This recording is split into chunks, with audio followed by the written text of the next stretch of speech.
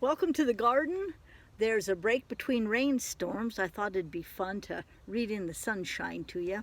We need to check in on old Hank and Drover and see how they came out with those frogs that have turned their spa into a frog pond.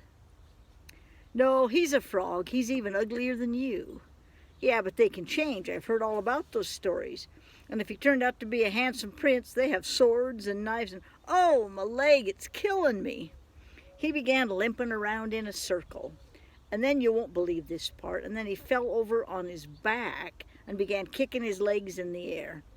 I heaved a sigh and shook my head. Drover, I'm very disappointed in your behavior. I know I'm a failure, but this old leg, it's disgraceful beyond words. All right, I'll do your dirty work, but I must warn you, this will go into my report. Oh, no, not that, not the report. Yes, Drover, every word of it. I'm sorry, but the world must know that you're not just an ordinary weenie. You're a chicken weenie who's afraid of a frog. A chicken weenie? Now, don't you start using that. Oh, the guilt. Oh, my leg. Now, pay attention. I'll give you a few lessons on beating up fat, arrogant frogs. I turned my massive body 43 degrees to the left and then began punching in the target data. Behind the computer screen of my mind, I could hear data control chewing on the numbers. Then the secret targeting information flashed across the screen. Do I dare reveal our targeting codes? They're pretty complicated and highly classified. I guess it wouldn't hurt to give you a little peek, but don't go blabbing this stuff around. Here's the very message that flashed across the screen of my mind. J-U-M-P. Jump. Jump! There it was. Data control had crunched all the numbers and we had our plan of battle locked into the computer. Now it was time to launch the weapon.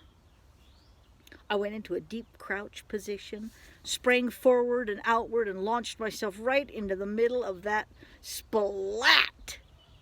Hey, our friend Splat the cat. Splat! Green, yucko mud where the alleged frog had been only seconds before. Do you see the meaning of this? The frog had cheated. Perhaps he had broken into our data systems and desniveled our launch codes, and he jumped into the water, the hateful thing. Okay, this meant war.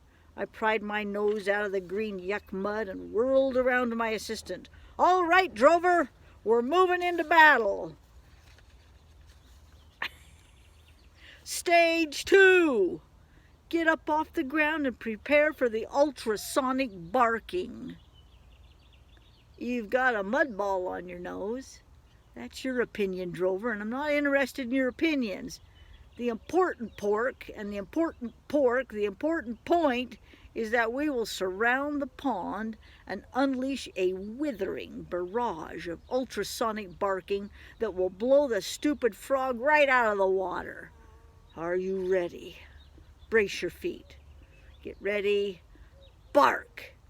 Boy, you should have seen us in action. It was very impressive. Maybe that frog thought he was safe out there in the middle of the pond, but he'd never seen the elite troops of the security division in action. The foolish frog. Drover set up his firing position on the north shore of the pond, while I set up on the south shore. Facing each other across the expanse of the green water, we loaded up and we began launching round after round of deafening, ear-shattering ultrasonic barks. Minutes passed. Leaves and birds fell from the trees nearby, and one big cottonwood even split in half. No, I'm kidding. Out in the middle of the pond, that poor frog, well, just floated around and didn't actually... All right, Drover, I yelled from the roar of the battle. We've given him stage 2. And now we're ready to move into stage 3. Circle the pond and fire off a bark every 10 steps. Are you ready? Let him have it. The stage 3 procedure was even more awesome than stage 2. I mean, it was thunder and lightning and bombs going off and earthquakes and tornadoes. Would you believe that our barking even produced a huge tidal wave? Well, maybe not. But it was some awesome barking, and after a mere 2 hours, we regrouped on the south shore. Our eyes were wooden, our limp tongues hung out from exhausted mouths, our legs were shaking from the effort of absorbing all the recoil of our barking. Drover was the first to speak. He's still out there. I love you. I love these two dogs. See you tomorrow.